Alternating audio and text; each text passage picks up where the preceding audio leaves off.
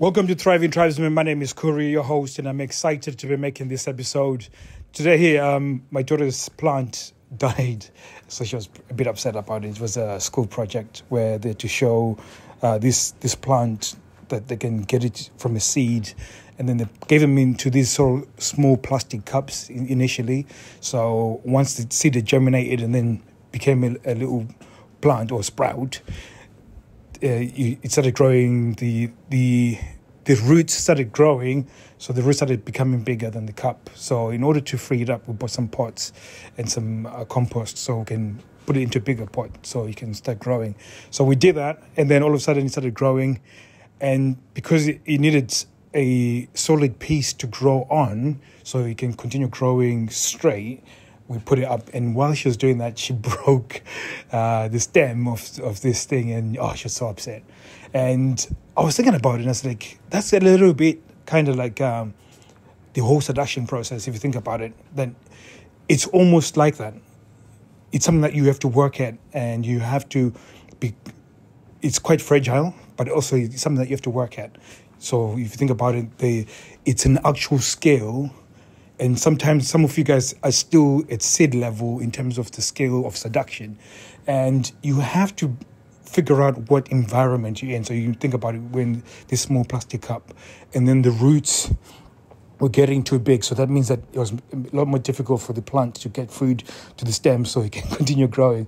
And if you think about it, that's similar to where we are, that sometimes we don't even realize that the condition that we're in within the relationship has changed, and it requires you to change your dimension or change the way you approach. So by moving it to a bigger pot, we're giving enough room for the roots to grow so the plant can grow. And this is a very important lesson, because when you think about seduction, the way I see it is you have to think of seduction as like a swimming pool, an Olympic swimming pool. And most Olympic swimming pools have like a shallow end, and then they'll have a deep end. It gets deeper. And it's a process that initially it will be shallow, which I could say is kind of when things are a bit playful, but you're not quite there sexually. And as further you go and you get deeper, the more you are within seduction and the more you're closer to having sex.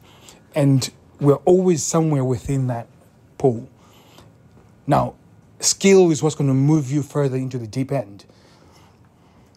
And this is what I was talking about, that it's the moment you realize the environment you're in, and then you can change and adapt your behavior to the environment you're in, it actually gives you that opportunity to now then start growing. And it's very important, because the reason why I made this episode, I was listening to one of my coaches, and he was talking about that what you don't measure won't grow. So you need to be able to have the ability to measure the thing, so in order for it to grow. Because how do you know whether you need to adjust your behavior? How do you know you need to adjust the sort of inputs that you're putting in? How do you know if the inputs that you're doing are the right thing in order to get the outcome that you want? So when it comes to seduction, most people, they see it as this one single thing that you do 5 minutes before you have sex, whereas it's almost like a continuous thing within your relationship. It's almost an entire dialogue that is ignored within the relationship. And that dialogue is ongoing, continuous. And this is why I always view it as like being in a swimming pool, that once you're in it. You never sort of step out of it. And it's, I'm using the pool and the pot as an example, but it's probably similar in that environment, that you within an environment where you're supposed to grow, but within that environment there is a spectrum where you can be within it. So when you see it from that perspective, you can now realize and see, okay, shit, if I'm continuously in seduction and I need to be developing skill in order to stay in it, and also improve on the skill in order to be able to increase the frequency of sex within my relationship, then there's specific inputs that I need to be doing every single day in order to achieve that continuously. So you understand things from that perspective, you actually realize that what you're doing right now is keeping you within a sexless relationship. And I know some of you guys, you either try and talk your way into having more sex. Some of you try and do acts of service within the relationship to get a bit more favor. So whether it's washing more dishes, doing more around the house, cooking, cleaning, date nights. What else is? I've got now a whole list of them. Date nights, or build a new kitchen. The other one I've read recently, buying a brand new car when you can afford it. All of those things. Or the other one, another good one is trying to lose weight to have a six-pack. So all of that stuff, those acts will not, they might change the situation. And this is why most people end up down this route, that you might do something that will win you favor, and then you think that's what I need to be doing continuously.